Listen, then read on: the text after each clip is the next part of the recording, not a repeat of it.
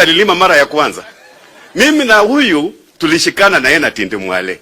Tukasema huku tukakaa kama ile watu walikuwa wa ukoma. Wakisema tukikaa hapa njaa itatuua.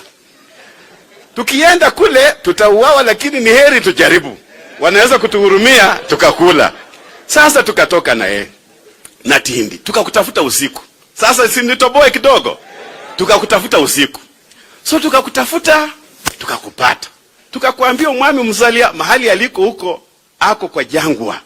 Haijulikani, the tail is not there, the head is not there. Tufanye ushirikiano. Na umwami mzalia naye hajajua.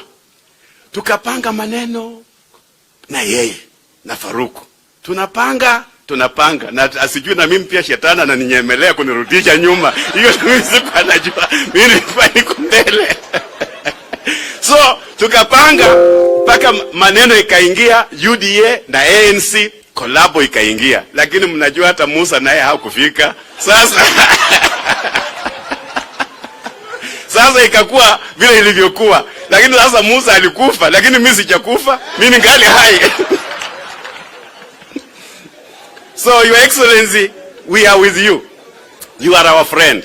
When you are the deputy president, umekuwa kwangu nyumbani, nimekuwa kwako, we are friends. Lakini mambo imebadilika siku hizi. Nikipiga simu yako inafanya tu.